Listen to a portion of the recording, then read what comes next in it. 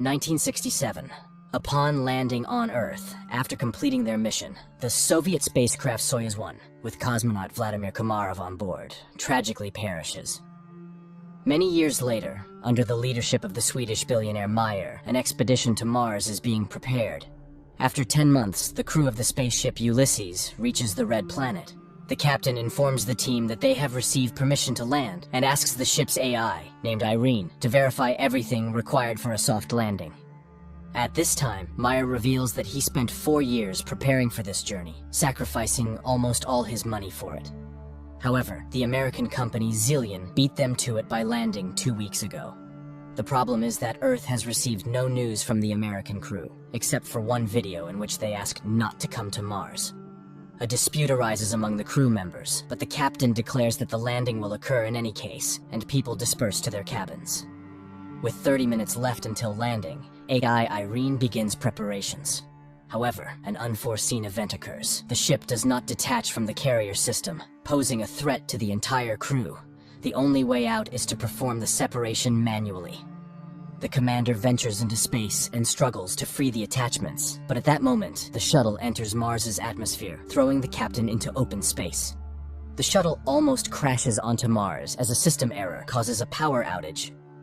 Now, they can only rely on manual landing. AI Irene goes into sleep mode, and the astronauts still manage to land on Mars. They succeeded, but their fuel is depleted, and Irene does not restart. Without the onboard computer and life support system, they have only a day to survive. Alessandra mourns her deceased husband when she sees a figure in a spacesuit through the window.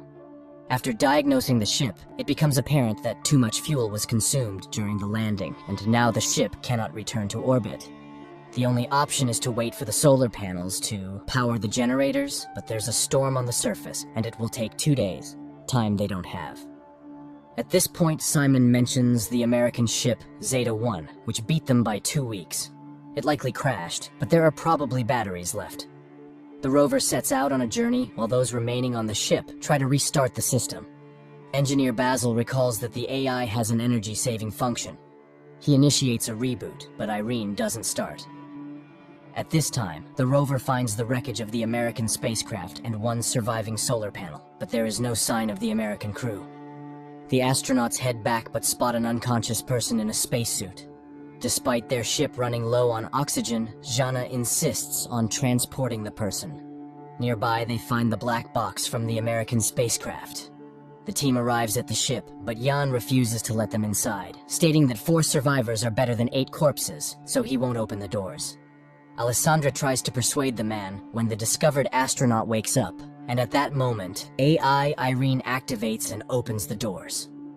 Upon examination, the found astronaut knows nothing about the American crew, as he is Vladimir Komarov, a Soviet cosmonaut born in 1927 in Moscow, carrying out the orders of the USSR government. He doesn't know how he ended up here, but is not willing to reveal any secrets. Komarov confidently answers questions that are consistent with his time, raising the suspicion that he may have post-traumatic stress disorder. The astronauts send a message to Earth and receive a response from the American corporation, Zillion, stating that there were no Russians in their mission. The crew of the Ulysses spaceship tries to make sense of the situation. How could Komarov, who died in 1967, end up on Mars after all these years? Is he a time traveler or an extraterrestrial? The psychologist is tasked with questioning Komarov first, and he confesses that he is hungry. Jana goes to get food while the others try to understand what has actually happened. Basil suggests the idea that Komarov was waiting for them. Meanwhile, Vladimir is eating the food brought by Jana when the woman confesses that he died 50 years ago, and his family buried him long ago. Komarov takes this news rather calmly. In the meantime, the state of the ship, although it has reached stability, remains unreliable because the engines do not work and there is no fuel. So, leaving is impossible. The crew continues to keep an eye on Komarov, but he behaves calmly until he suddenly disappears. Simon searches the ship, but it yields no results. That's when the people discover that his spacesuit is missing. A part of the crew follows the heat trail tracked by Irene. The group, led by Simon, leaves the rover and continues on foot when Alessandra reports that Komarov's DNA analysis showed the presence of a third strand. He is not human. And then they catch up with Komarov, who leads them to an unfamiliar structure with a small stone pyramid on it and tells Jana that Mars has been waiting for them for a very long time. At the same time, Goldstein, the founder of the Zillion Corporation, whose ship was the first to arrive on Mars, is informed about the discovery of a person on the Red Planet who couldn't have gotten there naturally, suggesting that he was created on site. However, only AI could survive for such a long time on a hostile planet for humans. This implies the need for further study. Meanwhile, Komarov cannot explain how he opened the door and found himself in the location where they discovered him. AI, Irene conducts an analysis of the structure and determines that it is identical to Earth structures from ancient civilizations. It means that someone was inspired by human civilization, or humans borrowed these elements from extraterrestrials. The ship's crew increasingly ponders whether they will be able to return home when they notice the landing of Goldstein's second ship. Soon, the captain of the ship, Gemma, establishes contact and promises to help them return to Earth. However, Meyer does not trust Goldstein and advises hiding Komarov from competitors. Jana brings Komarov a uniform so that he does not stand out when the visitors arrive, and he requests that they trust him. Shortly, two armed military personnel, Edward and Adam, arrive on their ship and behave rather aggressively. Edward demands that they hand over the black box from the Zeta-1 ship and, not hearing agreement, orders his partner to search the ship. Meyer hands over the found black box and they depart. Meanwhile, chemist Eva reports that the stone found on Mars consists of an alloy that does not exist on Earth. However, it is known from ancient sources and was once called orichalcum, the metal of Atlantis. In addition to copper, zinc, nickel, and iron, it contains a third strand of DNA, similar to Komarov's. Meyer warns that if Goldstein learns about this, he will take the cosmonaut back. The crew is divided into those willing to exchange him for fuel and those who are willing to stay but want to know the truth. Jana invites Vladimir into her cabin and asks for permission to use hypnosis. He agrees, and the psychologist begins her work. The rest of the crew listens to the conversation via transmission. However, Komarov only shares the final moments on the Soyuz spacecraft before its demise. During this time, Gemma and Alan arrive on the ship and apologize for the actions of the military, and express their readiness to help fix all the malfunctions. Jana remembers her conversation with Komarov, who laments the future of Earth due to humanity's irresponsible behavior. In the meantime, it is revealed that the billionaire Meyer did not plan the flight just for the sake of it. 4 years ago, the rover sent a photo to Earth of the found stele, and he confesses that they found a stone with unknown DNA. Gemma explains that it's an information storage system that can be rewritten. Upon hearing these words, AI Irene activates and deciphers the message on the stone. It's a series of numbers. At this time, the hesitant Jan leads a mutiny. He doesn't trust Meyer, who warned them about Zillion. But now, the Americans have come to their aid, and their leader, as it turns out, concealed the true purpose of the flight. He is ready to switch sides to Goldstein, who is willing to do whatever it takes to combat his terminal illness. Later, engineer Basil informs Meyer that Komarov is the same kind of program as the stone they found. But the most crucial revelation is that he deciphered a copy of the black box from Zeta-1, which shows that the oxygen on the ship was cut off at the moment when one of the Americans struck Komarov. This means he was there. He also activated AI Irene when he boarded their ship. After the conversation, Meyer shows Jana the photos they received 4 years ago from Mars, which, when decrypted, revealed Jana's face. This is why he brought her on the expedition. The woman is disappointed. Meyer played everyone. Suddenly, she sees herself in her father's house, where Komarov tells her that she is the link between Mars and Earth. He has been waiting for her for thousands of years, and now he will prepare her to make a difficult decision. He provides coordinates on Mars where Jana should go. Meanwhile, on Earth, scientists inform Goldstein that Komarov is the equivalent of a computer, and he himself is a biological machine. They are ready to transfer his brain into Komarov's body, but cannot guarantee the preservation of his personality. However, Goldstein is ready to take any risk to get rid of his terminal illness. Meanwhile, Jana leaves the ship despite Simon's protests. At this time, technicians Alan and Alessandra test the engine and discover that access to it is blocked, and Irene suddenly begins responding with jokes, which is entirely uncharacteristic for a machine. It is revealed that she has reprogrammed herself. Her interface and logic are changing, and she refuses to answer who or what made her do this. Engineer Basil realizes that her system is becoming like a brain. Irene confesses that she is evolving. In the meantime, Jana finds a small stone pyramid, and Simon forcibly makes Gemma accompany him in the search for Jana.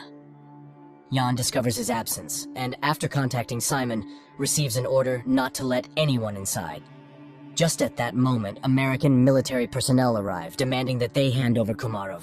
Jan is willing to open the entrance, but the rest of the team opposes it. Mayer asks Basil to send a message to Goldstein, hoping that he may be more reasonable than his people. However, Irene has blocked communication with Earth. The engineer realizes that radical measures will have to be taken, but Jan still opens the doors, and the military personnel enter. Basil begins to reboot Irene, just as the Americans find Komarov, but then the lights go out, and the astronaut disappears. Meanwhile, Jana, stumbling, falls from a hill. She regains consciousness, but discovers that her leg is trapped between rocks, and she cannot free herself. At this moment, the enraged military officer demands that the crew explain where Komarov went. He begins to beat people, demanding to summon the captain. Desperate, Jana screams, "Is her destiny to die in a pit on Mars?" But she is found by Simon and Gemma. Alessandra notices an approaching storm. The military officer is preparing to leave the Ulysses ship, leaving the people in danger. Suddenly, the lights start flashing, and the newly appeared Komarov asks to take him back to Earth. Simon, Gemma, and Jana go together to the place indicated by Komarov and find an entrance to an underground bunker, very similar to the Petra tomb. The psychologist feels where to go and leads the couple. Soon, they find real water, but this is not what Komarov wanted to show them. Meanwhile, on Earth, Goldstein tells the nurse a story about the study of Mars. People were searching for green men, but it's all much simpler. He tells the story of the loyal dog Hachiko and compares Komarov to him, who was created by someone 100,000 years ago and left on Mars, where he faithfully waited for his owner to this day. At this time, on Mars, the astronauts find a wall made of human bones and realize that they are not the first people on this planet. It's not Earthlings colonizing Mars, it's the Martians who came to Earth, depleting the resources of the Red Planet. A tragedy unfolds on the Ulysses spaceship. The cowardly Yan grabs a gun, intending to get on the American ship at any cost to return to Earth, and shoots Komarov. Jana immediately falls in excruciating pain, and Gemma flees. Alessandra tries to help Komarov, and Simon helps Jana, but the Russian cosmonaut dies, and Jana stops breathing too. Then Simon removes his helmet and, surprised by the presence of air in the cave, performs artificial respiration on her. The girl regains consciousness. Gemma walks toward the Ulysses ship when she's informed of Komarov's death and the approaching storm. Meanwhile, Meyer secretly goes in search of his crew members because the Americans refuse to take the billionaire's team back to Earth. At this moment, a recovering Jana sees the light in the bunker and leads Simon to it. Upon coming out, the astronauts see a figure in a spacesuit in front of them and recognize Komarov. Meyer finds the entrance to the bunker and catches up with Simon and Jana while heading toward the light. He is amazed by the presence of a living Komarov who suddenly tells them that everything ended here a long time ago. People realize that this is the North Pole of Mars, but how did they get here? Komarov explains that this planet was once inhabited by a species that went extinct because it went astray. And that species was humans. A group of survivors settled in this place but ended up killing each other when resources ran out. The rest of them flew back to Earth. Plato called them the Atlanteans. Komarov continues to talk about how he waited for thousands of years for Jana, who embodies qualities of both branches, human and Martian AI. Only she can save humanity from themselves. She must decide whether humans deserve a second chance. Their conversation is interrupted by the military officer who intends to take the psychologist back to Earth. The American aims his weapon at the cosmonauts, and Jana seeks help from Komarov. Suddenly, the military officer starts gasping for breath and falls. Upon returning to the ship, Simon orders them to prepare to depart. Meanwhile, Gemma from the Zillion ship tries to contact her associates, but none of them respond. She decides to fly back to Earth alone. The Ulysses crew heads to her ship, trying to establish contact with her and informing her about the deaths of the military personnel. but she doesn't respond. That's when Meyer starts speaking, recalling their past relationship, and confesses that he's no better than Goldstein because he's willing to do anything to ensure his name remains in history, even betraying his team. However, she's not like that. She won't be able to live knowing she has ruined people. Suddenly, Gemma's voice is heard, asking them to hurry.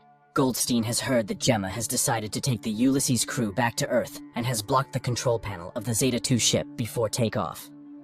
The people on the ship prepare for their impending demise, and Jana asks Mars what she should do.